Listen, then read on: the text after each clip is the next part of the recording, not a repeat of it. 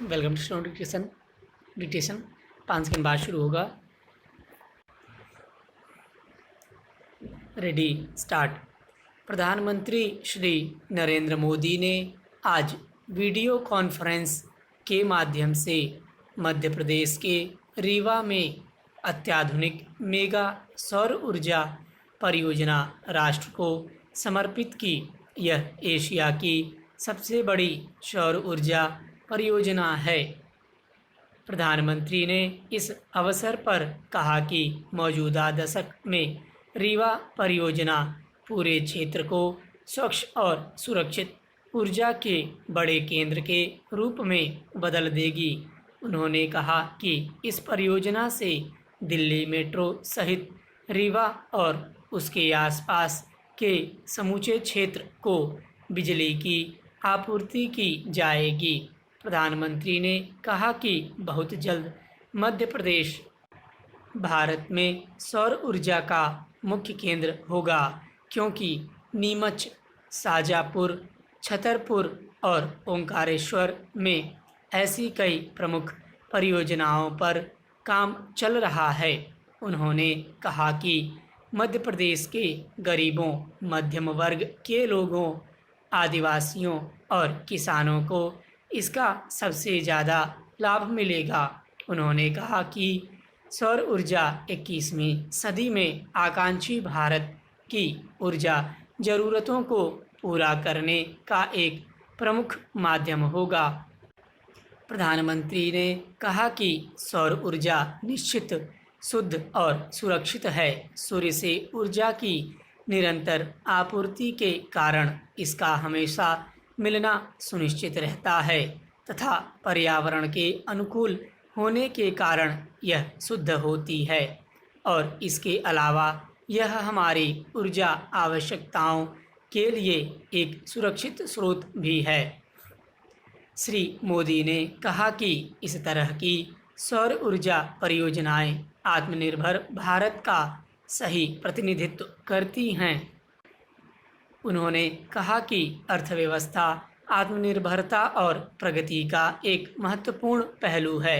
अर्थव्यवस्था या फिर पारिस्थितिकी पर ध्यान केंद्रित करने की दुविधा का उल्लेख करते हुए प्रधानमंत्री ने कहा कि भारत ने सौर ऊर्जा परियोजनाओं और अन्य पर्यावरण के अनुकूल उपायों पर ध्यान केंद्रित करके ऐसी दुविधाओं का समाधान किया है। उन्होंने कहा कि अर्थव्यवस्था और पारिस्थितिकी विरोधाभासी नहीं हैं, बल्कि एक दूसरे के पूरक हैं। उन्होंने कहा कि सरकार के सभी कार्यक्रमों में पर्यावरण संरक्षण के साथ साथ जीवन सुगमता को प्राथमिकता दी जा रही है। उन्होंने स्वच्छ भारत, गरीबों के घरों में LPG सिलेंडरों की आपूर्ति, CNG नेटवर्क के विकास जैसे कार्यक्रमों का जिक्र किया, जिसमें जीवन को आसान बनाने तथा गरीबों और मध्यम वर्ग के जीवन को बेहतर बनाने पर ध्यान केंद्रित किया गया है। प्रधानमंत्री ने कहा कि पर्यावरण की सुरक्षा केवल कुछ परियोजनाओं तक सीमित नहीं है, बल्कि यह जीने का एक तरीका है। उन्होंने कहा कि जब नवीकरणीय ऊर्जा की बड़ी परियोजनाएं शुरू की जाती हैं तो यह सुनिश्चित किया जाता है कि स्वच्छ ऊर्जा के प्रति दृढ़ संकल्प जीवन के हर क्षेत्र में दिखाई दे। सरकार यह सुनिश्चित कर रही है कि इसका लाभ देश के हर कोने, समाज के हर वर्ग, हर नागरिक तक पहुँचे।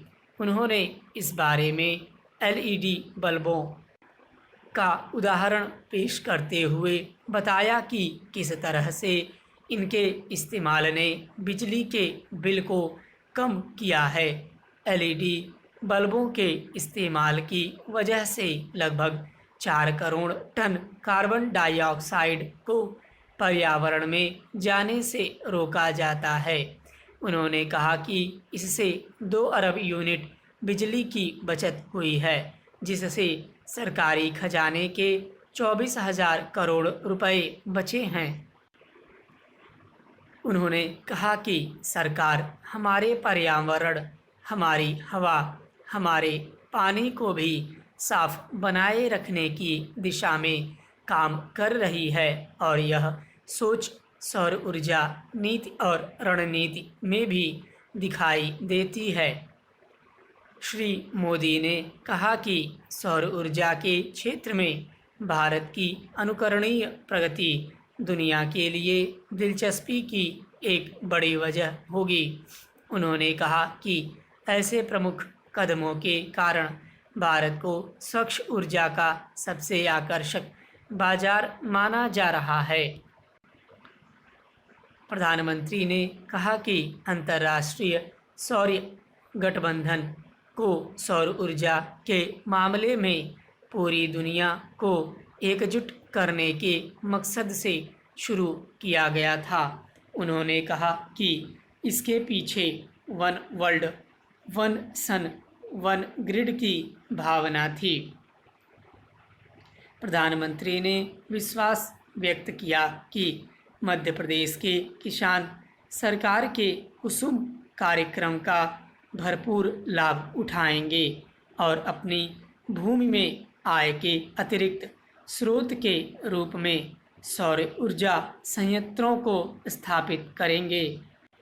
उन्होंने एक आशा व्यक्त की कि बहुत जल्द भारत पावर का एक प्रमुख निर्यातक होगा। उन्होंने कहा कि इस दिशा में काम तेजी से आगे बढ़ रहा है और सरकार उद्योग, युवाओं, MSME और स्टार्टअप्स को इस अवसर से न चूकने और सौर ऊर्जा के लिए आवश्यक सभी वस्तुओं के उत्पादन और बेहतरी के लिए काम करने के लिए प्रोत्साहित कर रही है। कोविड महामारी के कारण चल रहे संकट का उल्लेख करते हुए प्रधानमंत्री ने कहा कि सरकार या समाज के लिए करुणा और सतर्कता इस कठिन चुनौती से निपटने के लिए सबसे बड़े प्रेरक तत्व हैं।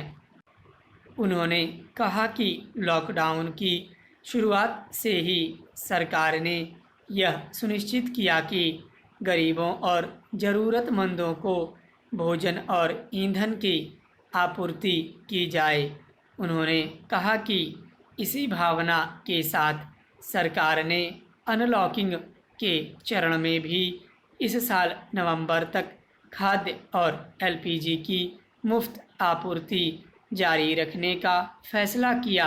यही नहीं, सरकार निजी क्षेत्र के लाखों कर्मचारियों के कर्मचारी भविष्य निधि खाते में भी पूरा योगदान दे रही है।